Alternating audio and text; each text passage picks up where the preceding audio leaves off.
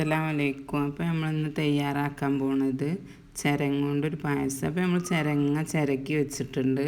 അത് ചിരക്കി വെച്ചിട്ട് വെള്ളത്തിലിട്ടൊന്ന് തിളപ്പിച്ചെടുക്കണം. പിന്നെ അതൊക്കെ വേണ്ട സാധനങ്ങളാണ് സേമിയന്, സാബൂനരി, പഞ്ചസാര, മുന്തിരിങ്ങ, അണ്ടിപ്പരിപ്പ്, പിന്നെ പിസ്തൻ്റെ എസൻസ്, പിന്നെ പാല്, മിൽക്ക് മെയ്ഡ്. ഇത്രയും സാധനങ്ങളാണ് എനിക്ക് വേണ്ടത്. അപ്പോൾ നമുക്ക് ചിരങ്ങ തിളപ്പിക്കാൻ വെക്കുക. അപ്പോൾ നമ്മൾ ചിരങ്ങ തിളപ്പിക്കാൻ വേണ്ടിയിട്ട് വെള്ളം വെച്ചിരിക്കുകയാണ്. അപ്പോൾ ചിരങ്ങയ്ക്ക് ചേർത്ത് കൊടുക്കുക.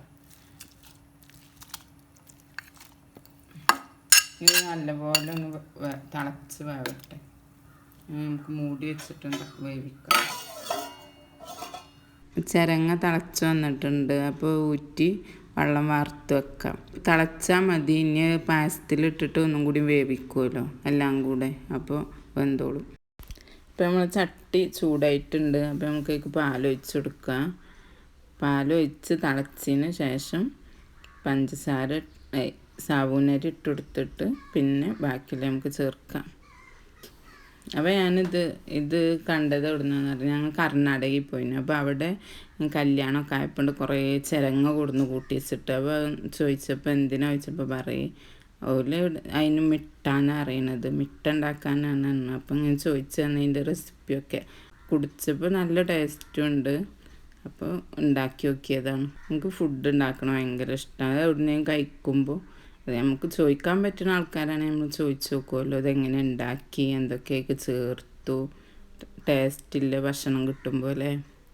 എല്ലാവരും ഇങ്ങനെ ട്രൈ ചെയ്യുക, ഓരോന്ന് ഉണ്ടാക്കി വെക്കുക. ആദ്യം കുറച്ച് സാധനം കൊണ്ട് ഉണ്ടാക്കുക. അപ്പോൾ ചിലപ്പോൾ കേടുവരും, അല്ലെങ്കിൽ ഒന്ന് കൂടും ഒന്ന് കുറയും. അപ്പോൾ വീണ്ടും ഉണ്ടാക്കുമ്പോൾ അത് ശരിയാവും. അങ്ങനെ തന്നെ അല്ലേ, പരീക്ഷണമല്ലേ ജീവിതം. വർത്താനം പറഞ്ഞിടക്ക് പാലിളക്കട്ടെ, അല്ലെങ്കിൽ മറന്നു പോവും. തിളച്ച് പോയ പണി ഇട്ടൂലേ. അപ്പോൾ ഇടയ്ക്ക് ഇളക്കി കൊടുക്കണം, അല്ലെങ്കിൽ അടി പിടിക്കുള്ളൂ. ഇങ്ങനെ ഇപ്പോൾ ഒരു 10-15 മിനിറ്റായി. ഇപ്പോൾ നിങ്ങൾക്ക് കാണണ്ടോ അറിയില്ല, ഒരു കളറ് മാറി ചെറിയൊരു ബ്രൗൺ കളറായി വന്നിട്ടുണ്ട്. ഇനി തിളച്ച് വറ്റിയിട്ടുണ്ട്. അപ്പോൾ നമുക്ക് ഞെക്ക് ഒരു 3 സ്പൂണ് കഴുകി വെച്ച് സാബൂനരി ഇട്ട് കൊടുക്കാം. അപ്പോൾ സാബൂനരിക്ക് ഇനി വേറെ എന്തെങ്കിലും പേര് പറയുമോ അറിയില്ല, ഞങ്ങളവിടെ അതാ പറയുക. ഇത് പകുതി വേവായിട്ട് നമുക്ക് സേമിയനും വേവിച്ച് വെച്ച ചിരങ്ങയും കൂടി ചേർത്ത് കൊടുക്കുക.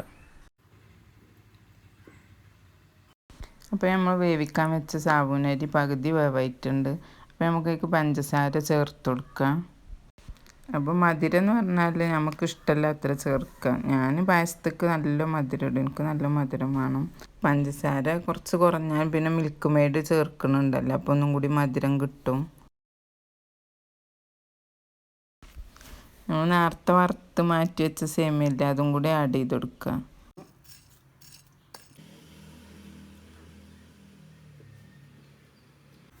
അപ്പോൾ നമ്മൾ നേരത്തെ തിളപ്പിച്ച് വെച്ച ചിരങ്ങ ഇട്ട് കൊടുക്കുക.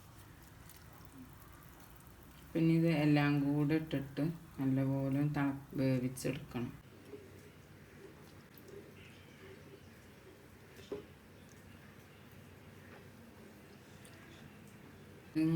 വെന്ത് ഇപ്പം തന്നെ ഒരു കുറുക്കുണ്ട്.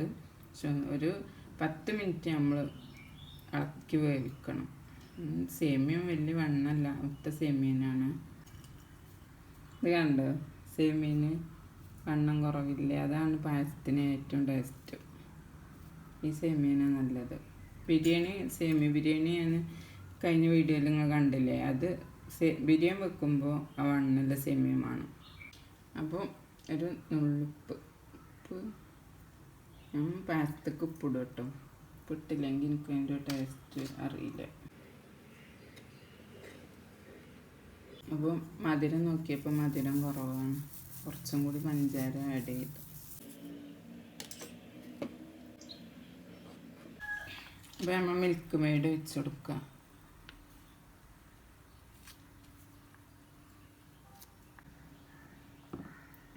പിന്നെ ഏലക്കായ 6 പൊടിച്ചതാണ് കേട്ടോ.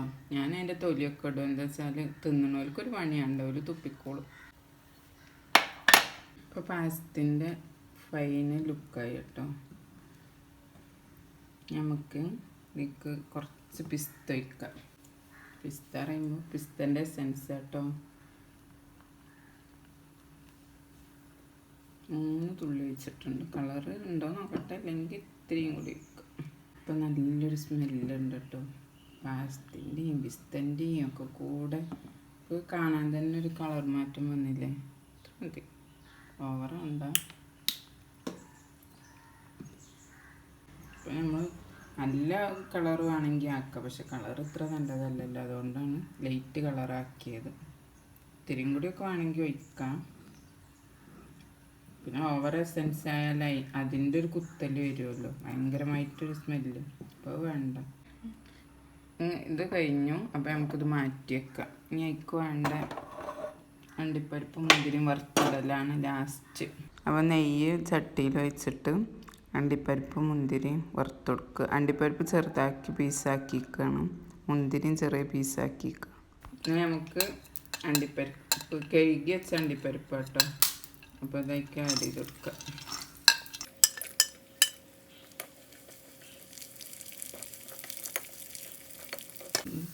ചെറിയ കളർ മാറിയിട്ടുണ്ട്. അപ്പം നമുക്കതിക്ക് മുന്തിരിങ്ങയും കൂടി ആഡ് ചെയ്ത് കൊടുക്കാം.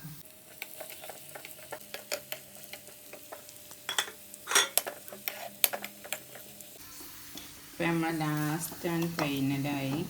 അപ്പോൾ എല്ലാവരും ഇതിക്ക് ആഡ് ചെയ്ത് കൊടുക്കട്ടെ. എല്ലാവരും ഇത് ട്രൈ ചെയ്യുക, കമൻ്റ് അറിയിക്കുക. അപ്പം ഇനി നമ്മൾ അടുത്തൊരു നല്ലൊരു വീഡിയോയുമായിട്ട് വീണ്ടും വരാം. ഇത് നല്ല ടേസ്റ്റ് ഉണ്ട് കേട്ടോ. ഇത് നമ്മൾ ഉണ്ടാക്കി കഴിച്ചാൽ മനസ്സിലാവും.